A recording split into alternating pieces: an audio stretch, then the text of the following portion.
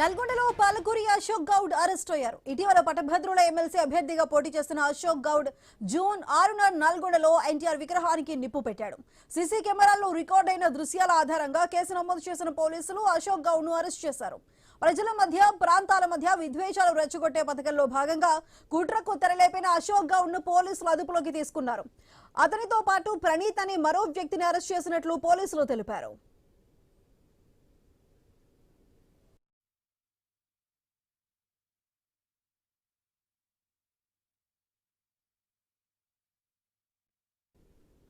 నల్గొండలో పాలకూరి అశోక్ గౌడ్ అరెస్ట్ అయ్యారు. ఇటీవల పట్టభద్రుల ఎమ్మెల్సీ అభ్యర్థిగా పోటీ చేస్తున్న అశోక్ గౌడ్ జూన్ 6న నల్గొండలో ఎన్టీఆర్ విగ్రహానికి నిప్పు పెట్టాడు. అయితే సీసీ కెమెరాల్లో రికార్డ్ అయిన దృశ్యాల ఆధారంగా కేసు నమోదు చేశారు పోలీసులు, అరెస్ట్ చేశారు. దీనికి సంబంధించి పూర్తి డీటెయిల్స్ మా తెలంగాణ బ్యూరో చీఫ్ కిరణ్ అందిస్తారు.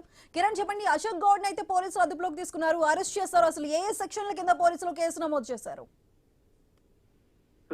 ఉమ్మడి వరంగల్, నల్గొండ, ఖమ్మం పట్టభద్రుల ఎమ్మెల్సీ అభ్యర్థిగా ఇటీవల అశోక్ గౌడ్, పాలకూరి అశోక్ గౌడ్ పోటీ చేశారు. అయితే అతన్ని ఈ రోజు అరెస్ట్ చేసినట్టు కూడా తెలుస్తా ఉంది. అయితే జూన్ 6వ తేదీన నల్గొండ టౌన్ లోని ఎన్జీ కాలేజీ వద్ద ఎన్టీఆర్ విగ్రహానికి నిప్పు పెట్టారు. అయితే ఈ కేసు సంబంధించి అశోక్ గౌడ్ ను నిందితుడిగా తేల్చారు. అతనితో పాటు ప్రణీత్ అనేటువంటి వ్యక్తిని కూడా పోలీసులు అదుపులోకి తీసుకున్నారు.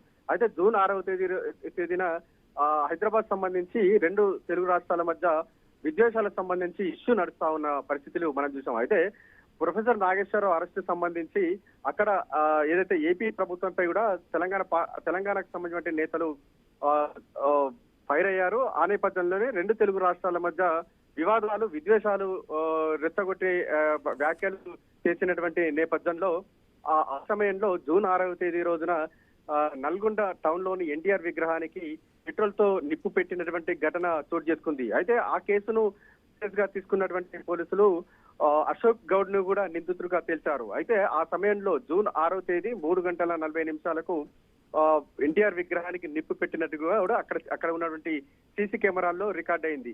అయితే అక్కడ ఉన్నటువంటి ఒక అపార్ట్మెంట్ లో షెల్టర్ తీసుకున్నటువంటి అశోక్ గౌడ్, అతని అనుచరుడు ప్రణీత్ అనేటువంటి వ్యక్తి ఒక కారులో వచ్చారు. ఆ కారులో అప్పటికే 2 లీటర్ల పెట్రోల్ కొనుగోలు చేసి ఒక క్లాత్ ను ఎన్టీఆర్ విగ్రహానికి చుట్టి అక్కడ దానికి నిప్పు పెట్టినట్టు కూడా అక్కడ సీసీ ఫుటేజ్ లో స్పష్టంగా తెలిసింది. అయితే ఈ ఘటనపై కేసు నమోదు చేసుకున్నటువంటి పోలీసులు పాలకూరి అశోక్ గౌడ్ తో పాటు ప్రణీత్ అనేటువంటి వ్యక్తిని అరెస్ట్ చేశారు. రిమాండ్ కూడా తరలించారు. వివిధ సెక్షన్ల కింద కేసు నమోదు చేశారు. అయితే ఈ ఘటన సంబంధించి రెండు తెలుగు రాష్ట్రాల మధ్య, ప్రజల మధ్య, ప్రాంతాల మధ్య చిచ్చు పెట్టే విధంగా అశోక్ గౌడ్ వివరించారనే